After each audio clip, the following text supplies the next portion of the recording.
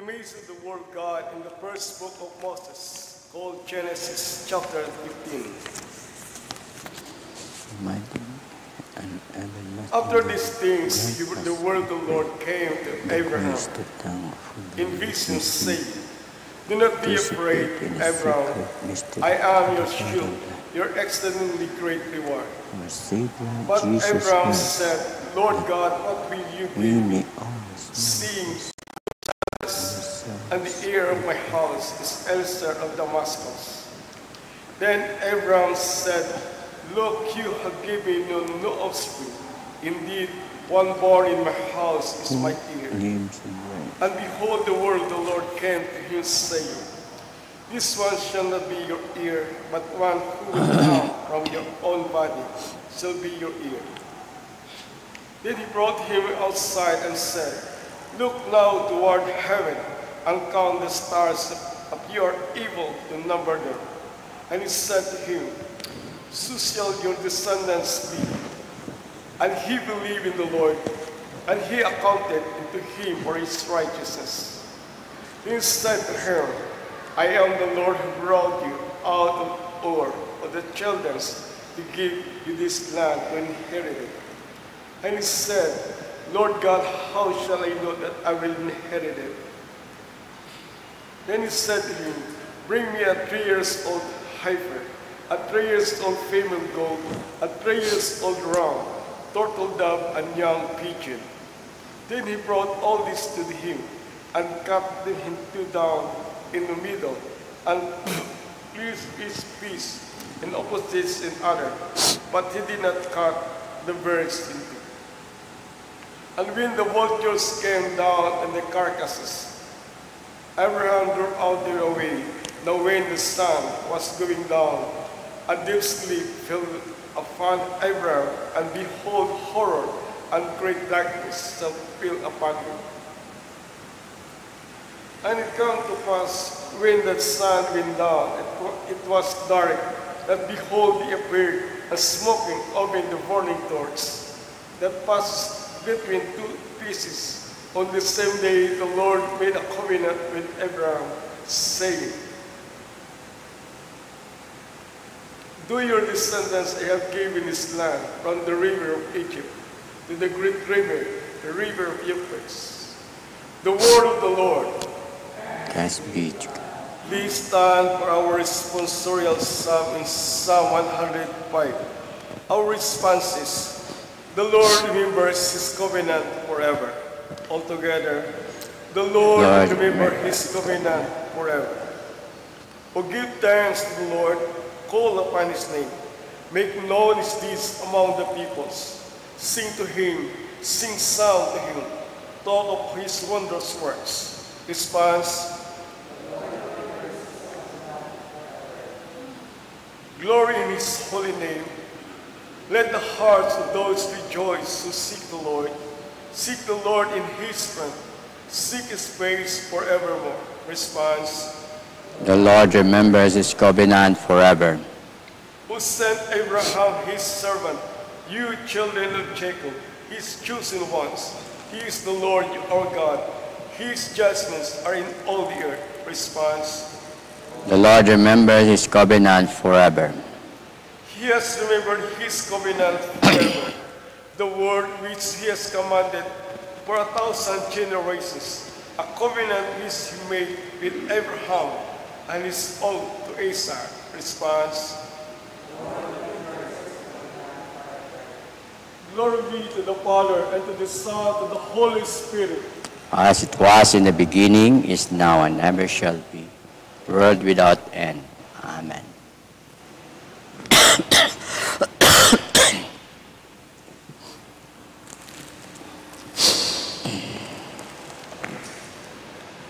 The Lord be with you. The Holy Gospel of our Lord Jesus Christ according to St. Matthew, chapter 7.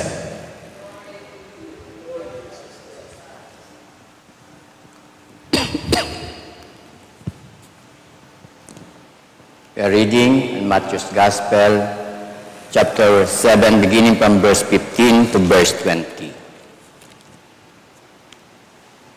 Beware of prophets, who come to you in sheep's clothing, but inwardly they are ravens, ravenous wolves.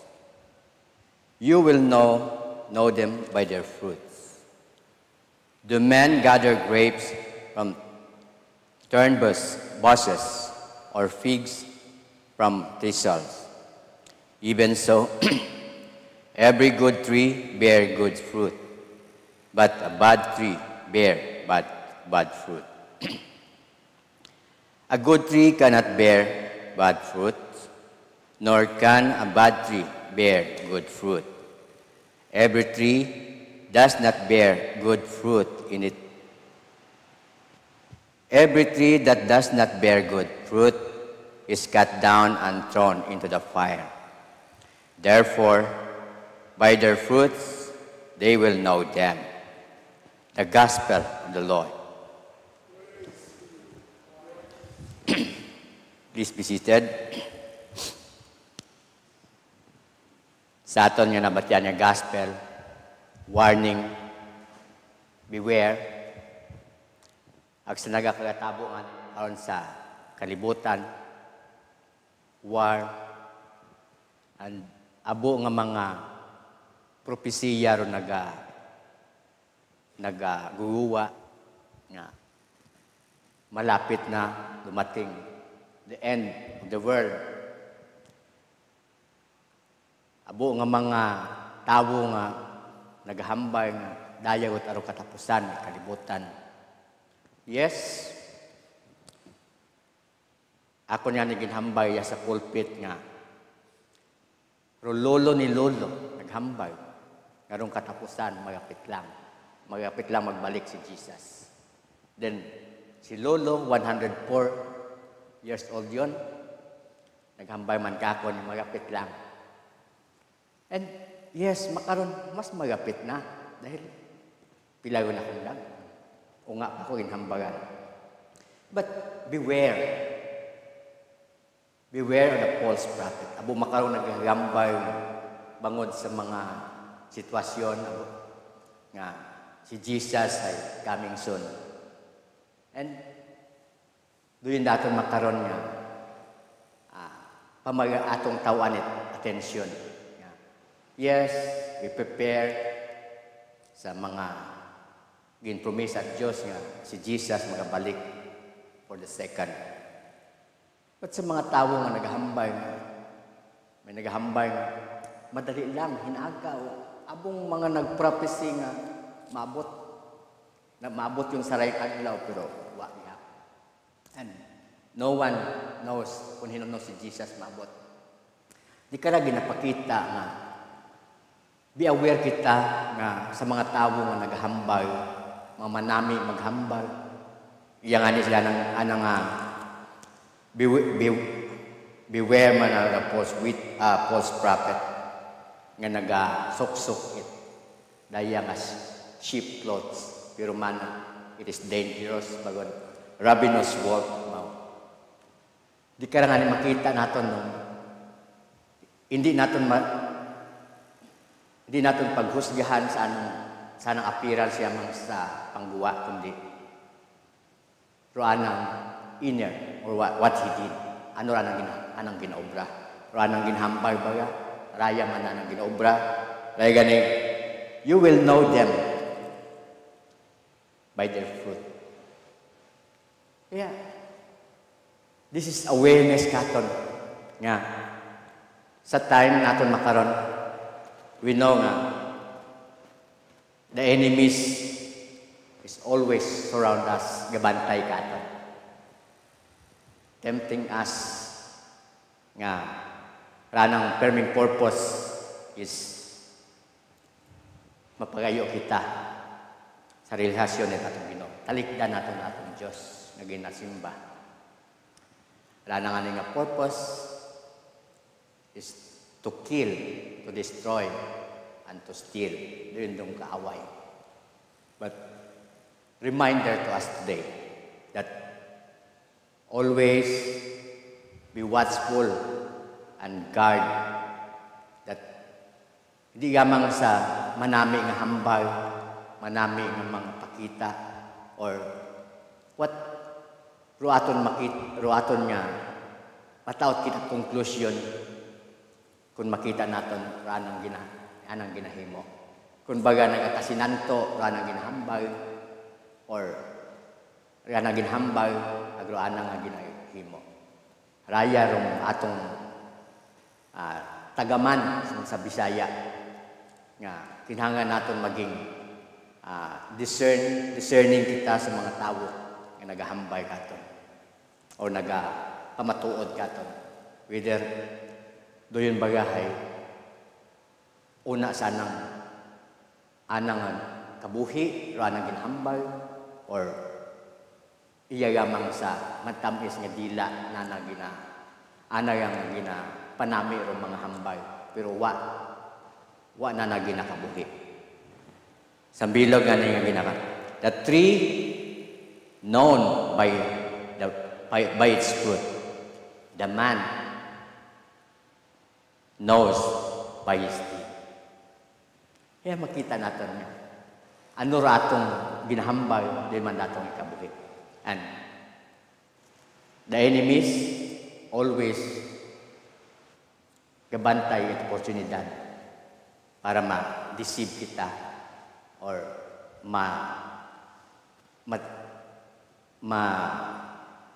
talikdan naton or ma-misfocus kita kung ano rato na ginatuuhan. Like sa Old Testament, the story of Adam and Eve. Eve, he knows the serpent, gahambay ka niya, but nagpati mo. That's why, diya ginahambay nga, warning ka to. Sayod ni Eve nga, ni Eva nga, serpent, sawa. Nga ni, hamat nagpati mo. Because sa mga promesa, because sa mga gintaong nga mga manami nga words in dayang sawa, same to us. Di kita ma-deceive sa mga manami nga hambagamang or sa mga ginapromesa nga atong heart, atong i-guard by the word of God. Doon ka itong doon atong strength nga magayo kita sa temptation ikaaway. Always gusto ikaaway to harm us. Why not ginaplano katon yung mga manami ng butang raton nga Ginoo yaman. And that is the warning for us for today, that be on guard and be watchful. Amen.